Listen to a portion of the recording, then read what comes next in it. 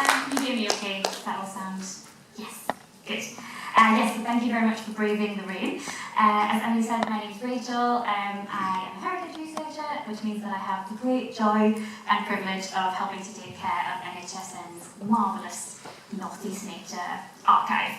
So I'm going to spend the next sort of, I think, hopefully 20 minutes or so, taking you on a bit of a journey through the archive, pulling out a few of the sort of curious stories that we've got in there, and hopefully, after I've waited on for a little while, you'll come away knowing a little bit more about what the North East Nature Archive, or NENA, as we refer to it, a little bit more about what NENA is, where it came from, how it sort of connects to the wider history of science, and why it sort of continues to grow and matter today as well. Now, before we dive into that, I think it's possibly worth pausing to ask, what do we mean by natural history? And I do realise that I'm stood in a room filled with enthusiasts and experts in the field, but as someone who came from a social history background rather than a natural history background, I think it's possibly worth just spending a minute or two contextualising some of the material that we hold back in the archive. So natural history, as I'm sure you'll know, is one of the oldest scientific traditions. It encompasses observing, recording, classifying and interpreting the natural world around us. So that can mean plants, animals, geology, landscapes, weather, trying to think, and lots more besides that.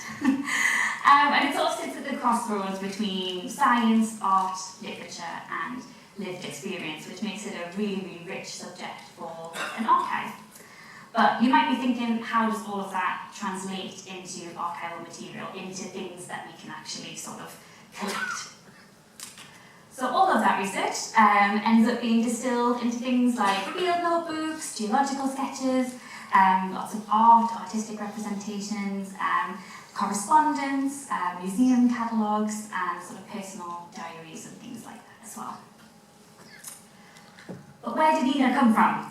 So NHSN, we initially began as an offshoot of the Literary and Philosophical Society, just down next to Central Station. And our own history began with the founding of the society by a sort of small group of passionate naturalists in 1829. And they had the express purpose then, they said, of promoting the study of natural history and providing opportunities for education and research, which is something that we still try and provide today.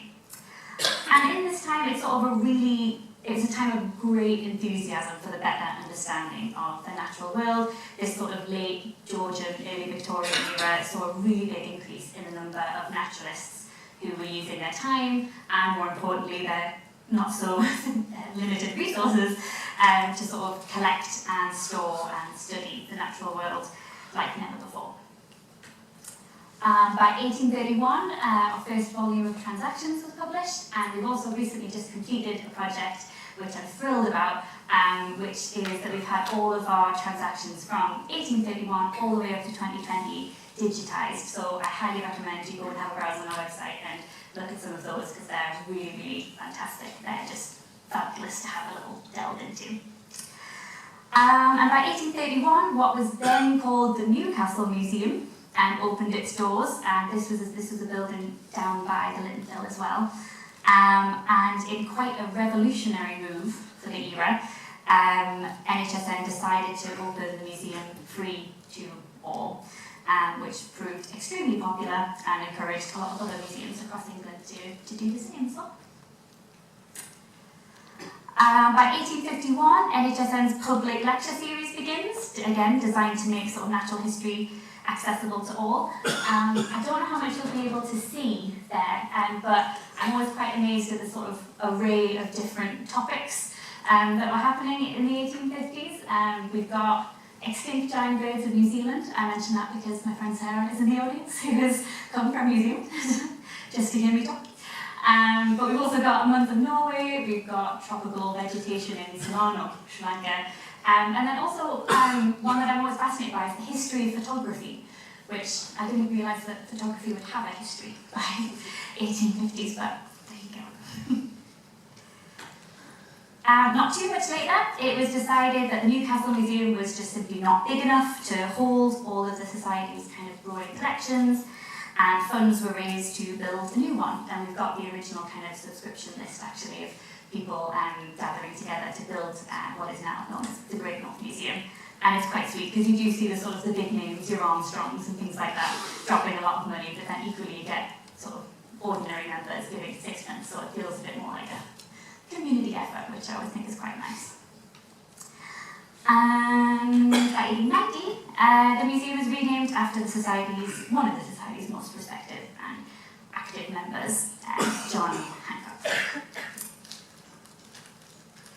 Then, in 1924, what was then called Gosforth Park Bird Sanctuary was formed when a chap called William Edward Beck, who was a slave merchant and a member of the Society, leased the shooting rights for what is now Gosforth Nature Reserve, and then proceeded to tell everybody they couldn't shoot or fish, which was a revolutionary move which sort of paved the way for the reserve that we know today.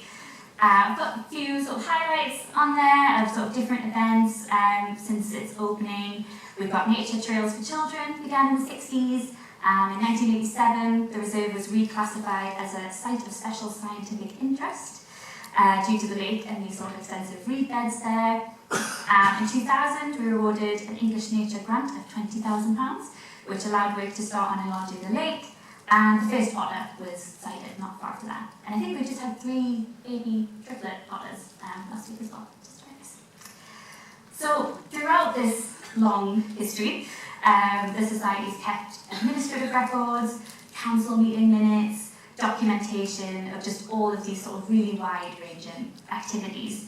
And alongside this, generations of members have also donated their work through legacies and personal gifts as well.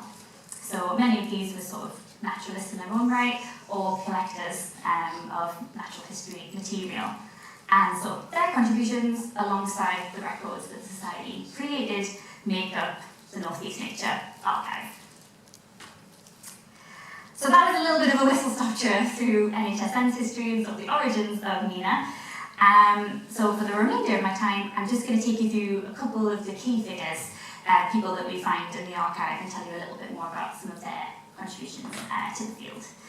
So we have a really large collection of rare and antiquarian books, and one of my personal favourites is this one. So this is The Great Herbal, published in 1568 by William Turner.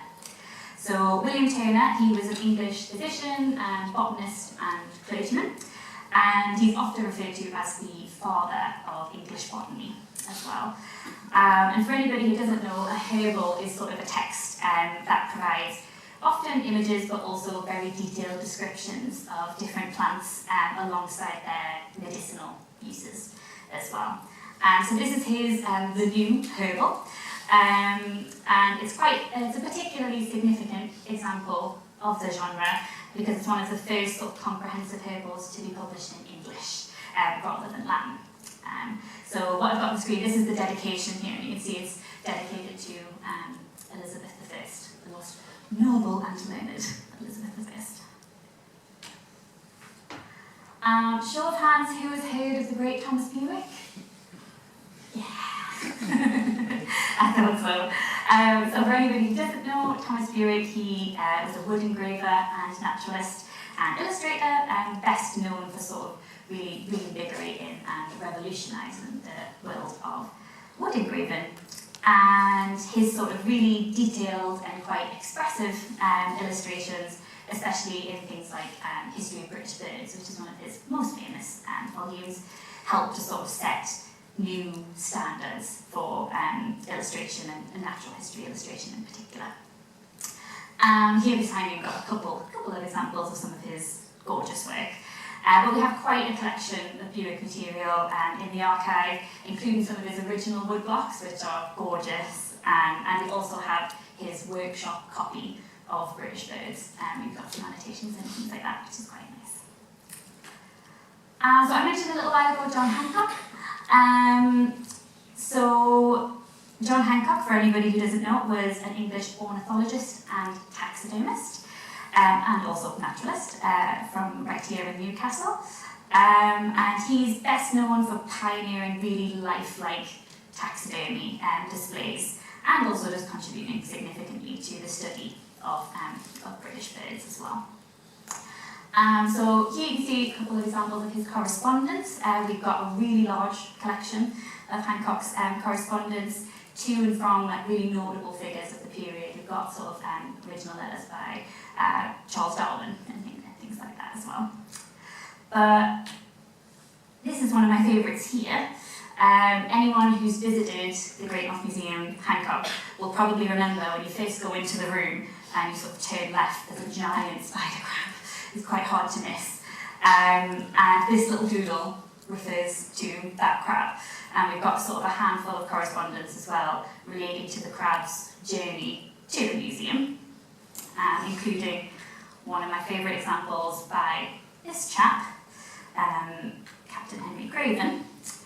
And I'm not sure again if you'll be able to see that. Handwriting isn't great, but at one point we see, it says, "I'm glad to say the crab is all right. I was afraid he'd got adrift. On Monday, I'll send the creature on his journey to dear old Newcastle.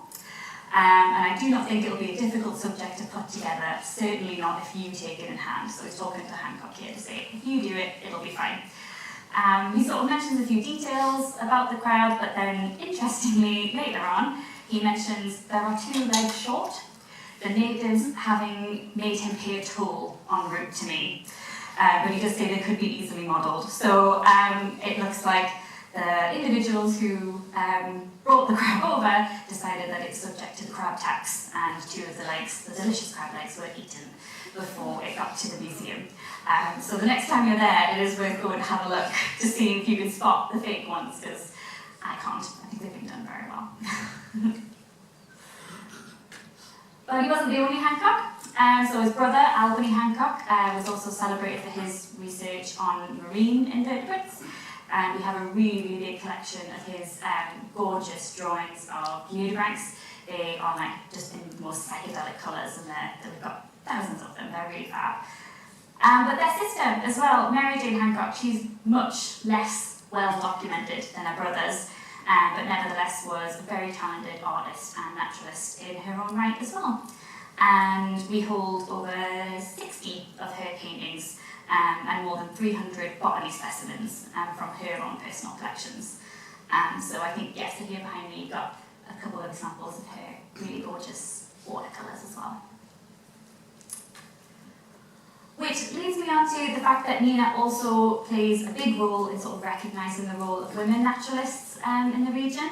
So I think while particularly Victorian society could often frame women's contributions to this field as sort of ladylike pursuits, particularly in sort of drawing and painting flora, we know that a lot of women went far beyond this, and their artworks were scientifically accurate, they were sort of meticulously observed, and frequently accompanied, I think probably too small to see here, but by the Latin names as well, which tells us that this was more than just drawing, this was a real sort of scholarly pursuit as well.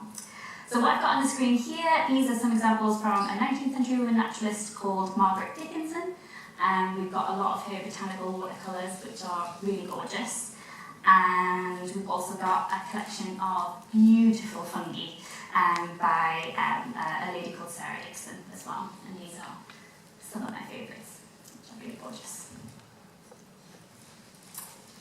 So I think this is sort of where the archive becomes particularly powerful, and it's sort of challenging these old assumptions that women were only really peripheral to the history of science in this period. These were sort of active members as well. One of the really exciting areas of recent research has been the discovery of the Pitman naturalists by one of our exceedingly talented archive volunteers, Maureen Fisher. You may have heard of the Pitman painters, but I don't know if many of you will have heard of the Pitman naturalists. I certainly hadn't before I talked to Maureen. But she's recently uncovered the stories of a group of miners from the northeast, mostly sort of Cramlington area, who were very much engaged in the study of fossils. These were men who spent their whole lives down the pit, but appear to have dedicated a very significant amount of their time, and a sort of limited recreational time, it seems, to learning absolutely everything they could about sort of geology, paleontology, and things like that. Many of the specimens that they dug out of the coal seams are still in the museum and university collections.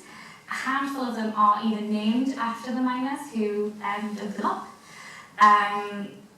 but a great many aren't acknowledged, so this is where Maureen's research in the archive kind of stepped in.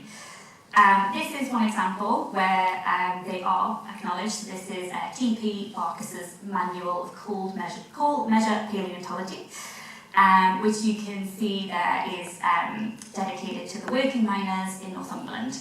And he states he is indebted to a few working miners whose sacrifice of time furnished him with the opportunity of examining specimens, some of which it would have been impossible to have obtained without their careful and painstaking observations and investigations. I won't say too much more than that now, partly because I'm short on time, and partly because, thanks to a grant from the NHS Dickinson Fund, Maureen will soon be publishing a short pamphlet about her research early next year, which will be fabulous, I'm sure. So, as you can see, NHSN's North East Nature Archive really holds the key to unlocking so many stories about this really rich tradition of natural history exploration that we have here in the North East. And this leads to an invitation. So we are always actively collecting, we're always looking to expand the record of natural history. So if you happen to have any field notebooks, sketchbooks, diaries, letters, correspondence, photographs, personal observations, anything that you think might contribute to this story of natural history in the North East, then we would love to hear from you. The archive is absolutely shaped by the people who care about nature here, and that includes all of you as well.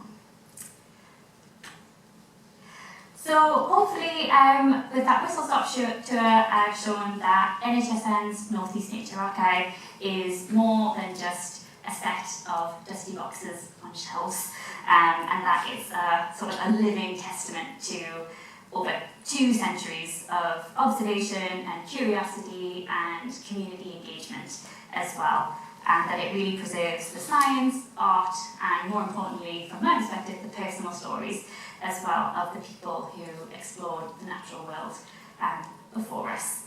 And I hope you can see why myself